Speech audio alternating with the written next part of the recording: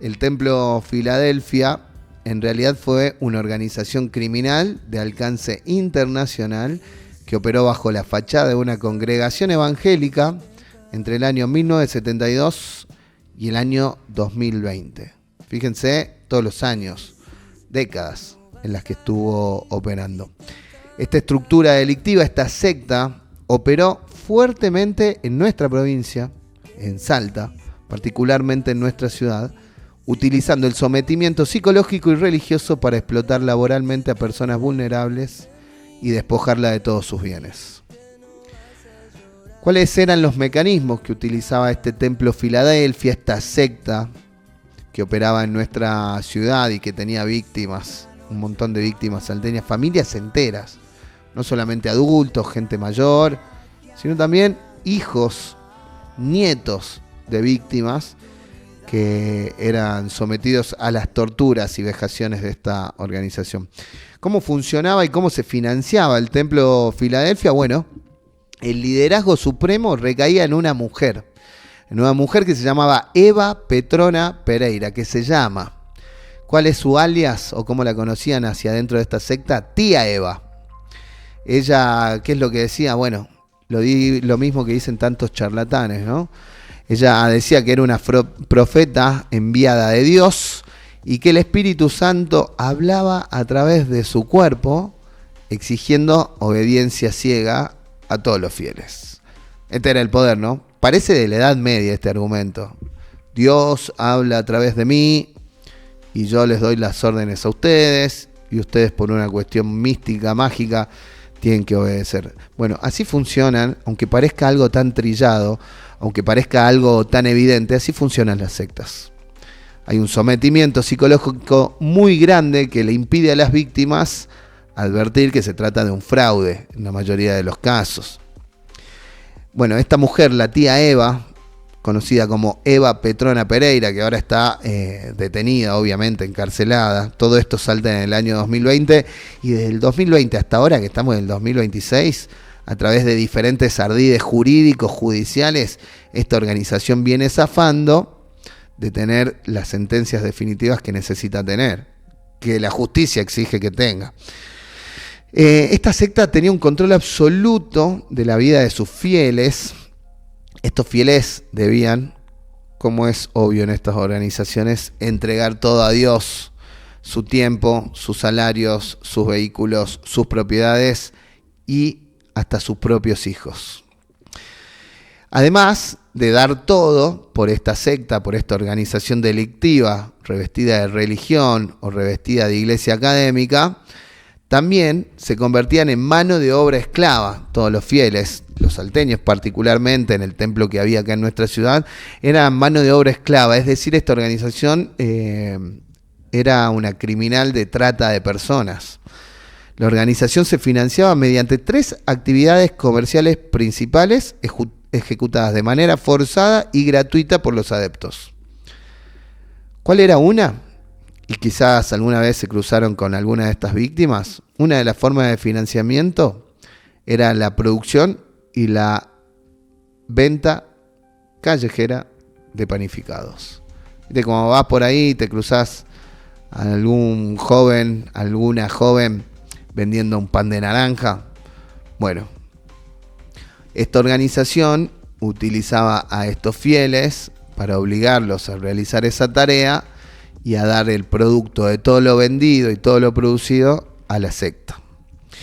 Otra de las actividades que esta secta le hacía realizar a estas víctimas era tareas de albañilería y construcción. Es decir, tenía una especie de constructora. Entonces todos los que formaban parte del Templo Filadelfia salían a laburar, revocaban una pared, levantaban alguna escalera, lo que haga falta en la construcción, cobraban el jornal y se lo llevaban a la tía Eva y a los responsables del Templo Filadelfia, esta secta terrible que operaba en Salta.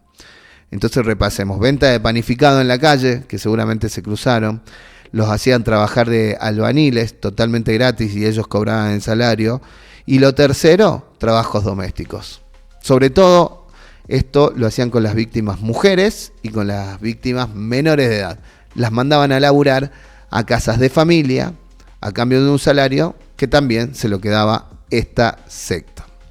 No solamente ocurrió esto, sino que tenía tanta influencia y tanto dominio sobre las víctimas que le sacaba el documento a los menores de edad de sus padres biológicos dentro de la comunidad, y escuchen esto, los inscribía falsamente como hijos de las mujeres que tenían más jerarquía en esta organización.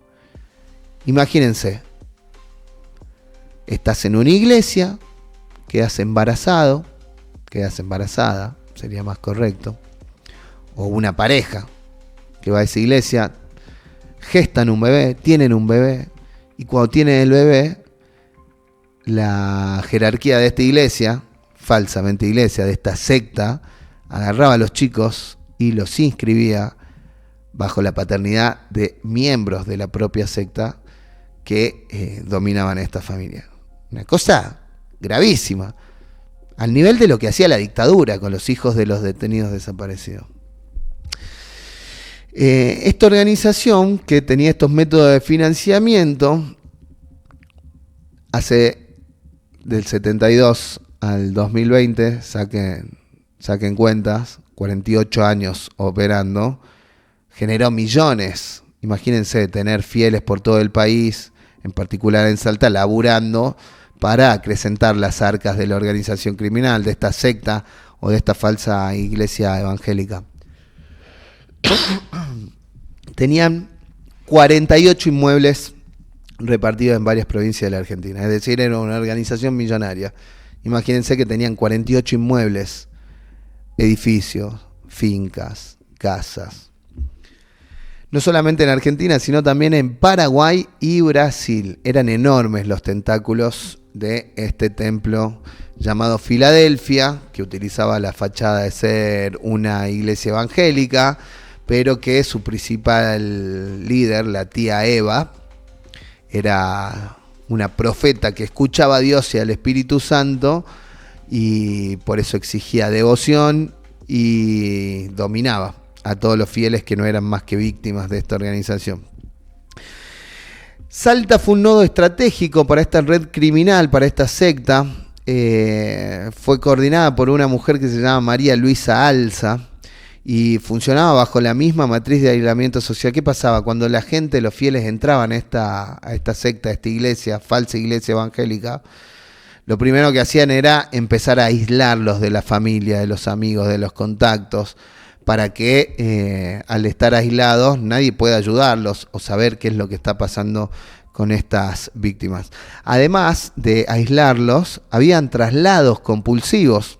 Acuérdense que no solamente operaban en Salta, sino en otras provincias del país. ¿Por qué? Querían evitar que las víctimas rompieran el vínculo de dependencia de este culto, de esta secta. Los líderes realizaban traslados forzados constantes entre la sede central de San Justo en Buenos Aires, en la provincia de Buenos Aires, y las sucursales de Salta, Bahía Blanca, Tucumán o Mendoza. Es decir, por ejemplo, tenían víctimas, familias salteñas, las mandaban a Buenos Aires. Entonces eso hacía que estas familias estén más vulnerables y más aisladas al perder su núcleo de sociabilidad primaria. Otra de las afrentas que hacían con las víctimas, sobre todo con los menores de edad, los desescolarizaban, los sacaban del colegio. Es que claro, bajo este sometimiento cualquier docente o directivo de una escuela se podría haber dado cuenta. A los niños se los retiraba del sistema educativo formal desde los 11 años o antes. Y los obligaban a vender pan en la vía pública durante todo el día, jornadas extenuantes. O sea, los chiquitos también los mandaban a vender pan para que den más pena y la gente les compre más, y lo hacían laburar desde la mañana hasta la noche. Y todo lo que recaudaban, todo lo que vendían, a parar a las arcas de esta secta. Además de esta desescolarización infantil, habían castigo y violencia física muy contundente. Se aplicaban humillaciones públicas, restricciones de alimentos, es decir, se hacía ayunar forzosamente a la gente, no se le daba de comer, y habían cortes de pelo obligatorios a quienes desobedecían las reglas de la tía Eva. Los pelaban, los humillaban, los vejaban. A todos aquellos que quisieran contradecir o no hacer caso o no acatar las órdenes, la esclavitud que imponía esta secta. Y lo peor de todo, si es que hay algo peor que otra cosa, pues en realidad es un cúmulo de actitudes y de delitos aberrantes, pero uno de los delitos más graves que está persiguiendo ahora la justicia y que pronto tendrá sentencia son abusos sexuales y torturas directamente. Las víctimas sufrían agresiones sexuales en ceremonias oscuras dentro de los templos bajo el pretexto religioso de despojarse de la sexualidad para Dios. También se constató la instigación al suicidio de un joven debido a hostigamientos sistemáticos por su orientación sexual. No era heterosexual, lo obligaron a suicidarse, en otras palabras. Cronológicamente, en 1972 inician las actividades de esta secta y la captación de la organización bajo la pantalla de un culto evangélico en la localidad de San Justo, Buenos Aires. En el año 1981 la congregación se inscribe formalmente ante el Registro Nacional de Cultos. La Justicia Federal de Morón en el 81 le dan la fachada de legalidad a este culto, que tuvo esta legalidad, o sea, estuvo inscripto como un culto legal durante muchos años, ¿no? Pasaron décadas, del 81 al 2019, recién en el 2019, tras varias denuncias de ex integrantes y víctimas de esta organización que lograron escapar, la Justicia Federal de Buenos Aires inicia una investigación penal formal. En diciembre del 2020, la justicia ordena una serie de allanamientos masivos en todo el país que terminan por desarticular la organización. Se rescata a decenas de víctimas y se ordena la detención de sus líderes principales, particularmente la tía Eva. A fines del año 2020 también, el Juzgado Federal número 3 de Morón ordena la subasta pública de 15 vehículos de alta gama, claro, andaban en vehículos de alta gama los líderes de esta organización. Le habían embargado 15 de ellos y destinan ese dinero a un fondo de reparación económica para las víctimas. Pasaron los años, 4 años pasaron. La secta esta logró dilatar el hecho de pagar y de hacerse responsables por esta actitud criminal que han tenido, por esta forma de torturar y de esclavizar a la gente. Recién en julio del 2024, como le decía, el Tribunal Oral en lo Criminal Federal, el TOF número 2 de San Martín, también en la provincia de Buenos Aires, asume el control del expediente definitivo, elevando la causa a juicio. En octubre del 2024 comienza formalmente el juicio oral y público. A lo largo de audiencias declaran más de 200 testigos y se exponen las pruebas de los crímenes en Salta y otras filiales. Todo esto que le estoy contando es parte del expediente del juicio que inicia a fines del 2024. En el año 2025, la Cámara Federal de Casación Penal prorroga la prisión preventiva de los imputados clave, sobre todo los líderes de esta secta, detallando la complejidad de los tentáculos de la secta en el norte del país. Acá, en Salta particularmente, tenían no solamente un alto grado de dominio sobre muchas víctimas y familias salteñas que eran víctimas de esta organización, sino que ya empezaron a tener vínculos con sectores vinculados al poder político, económico, judicial y legislativo. En junio del 2026, y por eso estamos contando la historia ahora, refrescando esta historia, son las últimas novedades de esta causa. El fiscal general Alberto Gentili pronuncia los alegatos finales del Ministerio Público Fiscal y solicita una pena histórica de 24 años de prisión para la líder Eva Petrona Pereira por trata laboral, reducción a la servidumbre, abuso sexual agravado y supresión de la identidad. Para los restantes 26 miembros de este clan delictivo, de esta secta, las penas solicitadas oscilan entre los 3 y los 21 años de cárcel.